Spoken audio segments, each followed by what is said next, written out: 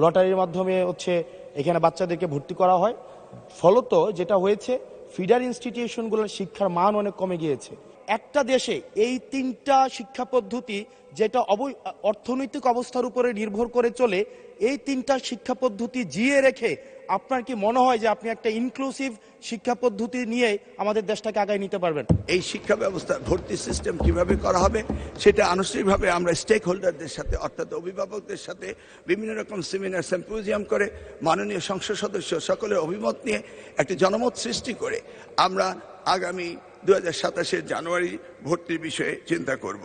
যেহেতু শিক্ষা নিয়ে কথা হচ্ছে, আমাদের বর্তমানে মাননীয় স্পিকার, আমরা যদি বর্তমান শিক্ষা ব্যবস্থা দেখি, আমাদের এন্ট্রান্স ইনস্টিটিউশনগুলোতে বিশেষ করে প্রাথমিক শিক্ষায় আমরা দেখছি যে ভর্তি প্রক্রিয়াতে আমাদের এখন দুইটা পদ্ধতি প্রচলিত ছিল। এডমিশন বাই মেরিট আগে প্রচলিত ছিল, এখন সেটা কনভার্ট হয়েছে এডমিশন বাই লটারির মাধ্যমে হচ্ছে এখানে বাচ্চাদেরকে ভর্তি করা হয়।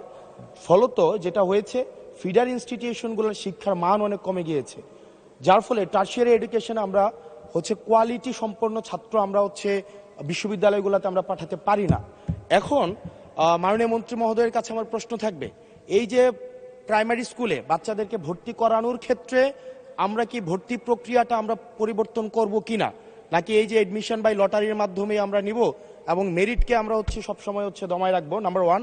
আর নাম্বার 2 হচ্ছে আমাদের বর্তমান শিক্ষা পদ্ধতিতে আমরা যদি দেখি, আমরা যারা পয়সা দিয়ে কিনতে পারে তারা হচ্ছে এখন ইংরেজি মাধ্যমটা কিনছে, যারা পয়সা দিয়ে ইংরেজি মাধ্যম কিনতে পারে না তারাই কেবল আপনি যেই শিক্ষা পদ্ধতি আমাদের জন্য জনজীবনের জন্য আপনি চালু করেছেন সেটা আমরা কিনছি, আর যারা সেটাও কিনতে পারে না তারা হচ্ছে মাদ্রাসা শিক্ষা পদ্ধতি কিনছে।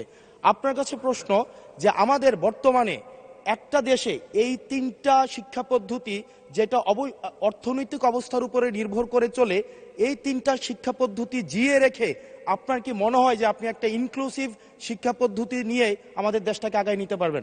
ধন্যবাদ। মূল প্রশ্ন ছিল জাহাঙ্গীর হোসেনের, মাননীয় সদস্য, সারা দেশে প্রাথমিক ও গণশিক্ষার উন্নয়নে কোনো প্রকল্প গ্রহণ করা হইয়াছে কিনা, হইলে তাহা কি? এখন তো ইন জেনারেল আমরা ডিসকাশনে চলে গিয়েছি, তবুও মাননীয় মন্ত্রী আপনি ইচ্ছা করলে উত্তর দিতে পারেন। ধন্যবাদ মাননীয় স্পিকার, ধন্যবাদ মাননীয় সংসদ সদস্যকে। যদিও তিনি ব্যাপকভাবে প্রশ্ন করেছেন, আমরা আশা করি এই মহান সংসদে এই বিষয়গুলি আলোচনা হওয়ার প্রয়োজন রয়েছে এবং তিনি করছেন। মূলত আমাদের দেশে শিক্ষা ব্যবস্থার জন্য রুরাল অ্যান্ড আরবান এই দুইটি সেকশন রয়েছে। এখন গ্রামীণ জনপদে যে প্রতিষ্ঠানগুলো রয়েছে সেখানে প্রি প্রাইমারি স্কুল রয়েছে এবং ছাত্র সংখ্যা এতটা কম্পিটিটিভ নয়, সে কারণে সেখানে ভর্তি সমস্যা তেমন একটা হচ্ছে না।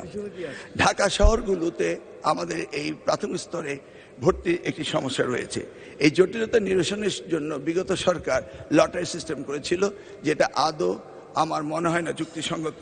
তবে আগামী বছরে এই শিক্ষা ব্যবস্থা ভর্তি সিস্টেম কিভাবে করা হবে সেটা আনুষ্ঠানিকভাবে আমরা স্টেক হোল্ডারদের সাথে অর্থাৎ অভিভাবকদের সাথে বিভিন্ন রকম সেমিনার সিম্পোজিয়াম করে মাননীয় সংসদ সদস্য সকলের অভিমত নিয়ে একটি জনমত সৃষ্টি করে আমরা আগামী 2027 জানুয়ারি ভর্তির বিষয়ে চিন্তা করব।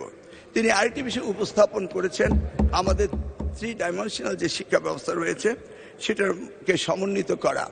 ধর্মীয় অনুভূতিতে ইবতেদায়ী রয়েছে, মাদ্রাসার মধ্যে রয়েছে, কওমিতে রয়েছে, ইংলিশ মিডিয়াম রয়েছে, বাংলা মিডিয়াম রয়েছে, সবগুলিকে সমন্বিত করা একটি জটিল ব্যাপার রয়েছে। তবু আমরা ইতিমধ্যে কমিটি করেছি ইংলিশ মিডিয়াম স্কুলগুলোকে সরকারের আওতায় এনে তাদেরকে কিভাবে আমাদের যুগোপযোগী শিক্ষা ব্যবস্থা বাংলাদেশের দেশের নিয়মকানুন মেনে করা যায় সেই বিষয়ে আমরা কাজ করছি। ইতিমধ্যে আমরা কমিটি গঠন করে তাদের সাথে যোগাযোগ করছি। দ্বিতীয়টি হলো ইবতেদায়ী শিক্ষা ব্যবস্থা, সেটাকেও আমরা ইতিমধ্যেই আমরা সেই বিষয়ে ব্যাপক কাজ শুরু করেছি। আর কওমি শিক্ষা ব্যবস্থাকে কিভাবে অন্তর্ভুক্ত করা যায়, কারণ একটি দেশে বিভিন্ন শিক্ষা ব্যবস্থা না থেকে কিভাবে শিক্ষা ব্যবস্থা সমন্বিত করা যায় সেই ব্যাপারে সরকারের পক্ষ থেকে প্রচেষ্টা এবং উদ্যোগ আমরা নিচ্ছি। ইনশাআল্লাহ আগামী দিনগুলোতে পর্যায়ক্রমে আপনারা দেখতে পাবেন।